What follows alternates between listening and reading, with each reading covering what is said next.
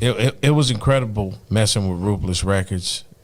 Is because Eazy was different. Yes, absolutely. You know what I mean? He did something outside of the box, outside where it was politics.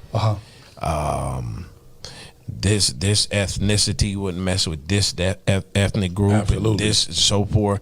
But he the one who broke the mold because, you know, when he messed with cats like Kid Frost and especially Brownside, rest in peace Toker. That vision. You know what I mean? And mess with Bloods, mess with Crips. Here's a person from Kelly Park that really seen past all that stuff because he said at the end of the day, we all bleed the same. And this was at a time when that was a no-no. Yeah. You're right. Yeah. I'm talking about really no-no, all the way from the streets to the pinta. Yeah, you're right. Yeah. And what he showed us is that we, you know, when you really think about it, we all the same. You got to look at even in the Pancho Villa days, you had brothers and, fighting together. you know, Browns fighting the system. Yeah, exactly. And it's like, Raza. now, you know, what Eazy did, he interrupted the system. Yeah. You know what I'm saying? Yeah. And for us to look years back, that's why he's celebrated as much, and that's why he's underrated in our humble opinion, because he was much more than you know, an executive putting a label together. No, he broke trends. He broke stigmas. That's true.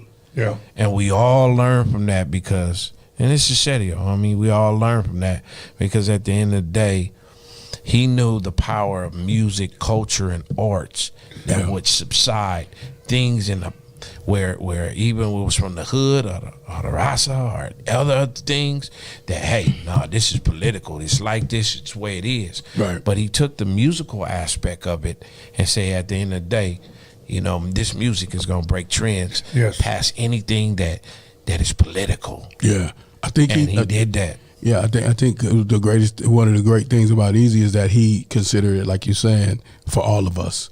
He didn't consider it being like one way or for one kind. He considered what he was doing because it was reality. Because he felt like that's life. Like, okay, when I wake up in the morning, what's going on in my community? What's going on around me? And that's kind of like how his vision was. That's why he accepted every kind of thing, because he looked at it like a human being. Right. He didn't really never look at it like when we started to bring up what you're saying. When we started like the Latino division of it, when we got Kid Frost and Brownside, one of his biggest thing that he wanted to always do, and of course, you know, he always worked with Julio G and Tony G, and you know, we always had people around us like that. And he was like, man, my biggest thing is this: they're one of our biggest supporters.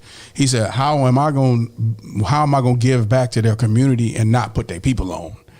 That was his point, you know what I mean? And that's a humbling thing too, to say like, okay, because some people just, you know, pack up their little shit, count their money and on to the sunset, and they're not mindful to what I just said. You know, for a community that supported them, he's like, how can I not support them? You know, how can I not put their people on? That's you know, awesome. and that's what I thought was dope about that, because I was his liaison at the time. I was in the forefront of that whole thing he wanted to do. That's why I worked so close with Kid Frost and Brownside. Could I ask you one more question, then we'll take calls, and then we'll get into you guys' project. Okay. All right? Now, this is for Kokane. Ask him about his relationship, or if you had one, with Toker from Brownside. I never had a chance, you know, and that's one that I wish I would have done. We were getting close. I wish I had that chance to work with Toker and Danger. Okay. Yeah. But everybody was moving so much. We always stayed in contact, and a year prior to him, you know, making his transition, you know, we was going to hook up, you know what I mean? But they were incredible because they were really like the Chicano NWAs of our time. Absolutely. You know what I mean? I was always inspired by Toker, you know, because really when you see Eazy-E and Toker on the picture, you'd be like, that's fucking not only controversy, but that's fucking incredible. Yeah, because they were both alike. Yeah. Yeah, we love Brownside, man. You know what I mean? Brownside, and man.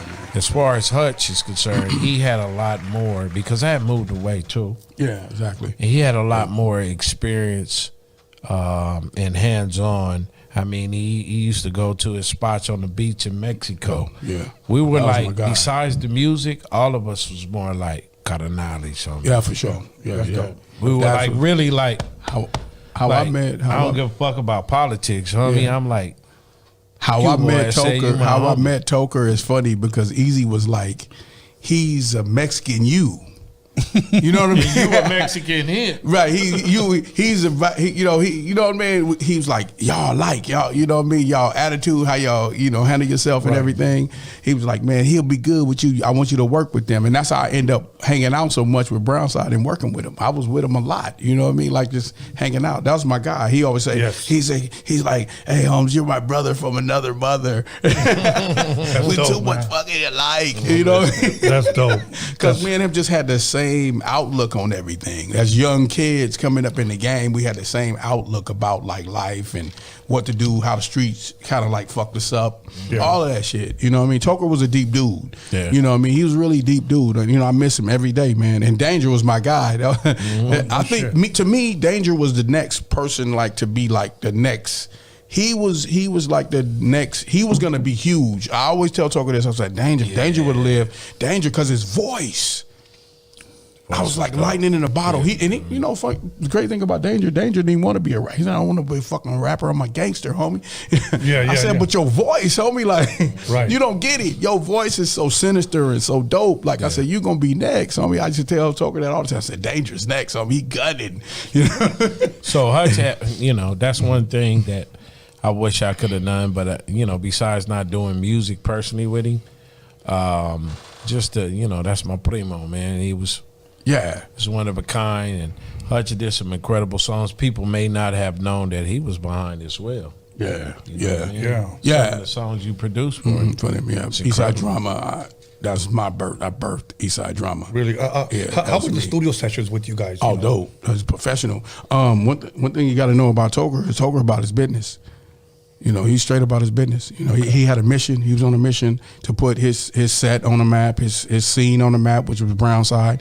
He was on a mission to do that. So he was all about business, Okay. But I think what people don't give Toker credit for, Toker is like he was like a person like, if you got something that he really respects when somebody have something dope, he's like, he want to be a part of it. You know what I mean? He's not like a person that's like, oh, I'm better than that. He's like, oh, homie, just show me how to navigate through it and let's get down. Right. You know what I mean? He was really like a person like that. He remind me a lot of Eric, a lot in that sense, is that he was a street dude, but he understood like, I need to put doper people around me. Like I need to put the dopest people around me and to learn. You know what I mean? And he was a sponge. He was like in regards to like a Kokane. Then when people say he didn't work with him, really what was happening when we worked on the Brownside record, I think we was working on Funk Up on a Rhyme or something like that. Right. He was so focused on his own thing, because that's how Eric used to keep it. He was like, if people are working on their projects, he don't want to like overlap and do that kind of stuff. He don't want to do that. He doesn't want to like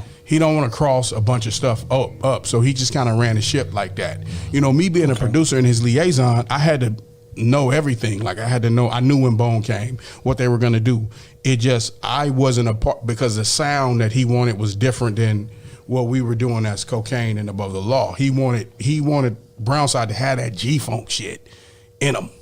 So like, because he said, they're Spanish y'all, they're us, Latino, they're that, you know what I mean? So he said, I got to put you with the body of people that can give you that. So that's why I spent a lot of time with Toker, and we built a great friendship from that. Awesome. I was talked to him a couple of days before he rested, you know what I mean? It's my guy, and I'm so happy that I got to spend my birthday with him.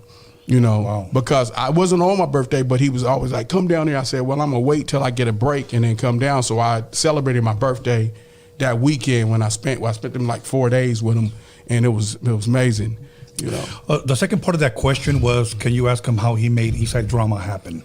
Oh, well, yeah. It's Eazy.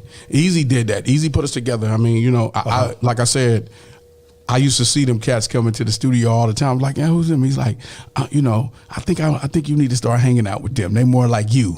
You know what I mean? You could really, you could really bring them somewhere. So I came up with something that I thought would work for us, like for as Above the Law and Cocaine. It was like I came up with something that'll work for us, but put it in them, you know. So it was really that simple. It's kind of like what I produced was in my regular wheelhouse. It wasn't like I had to create anything that was out of the ordinary than what I would regularly. I would bust the East Side drama.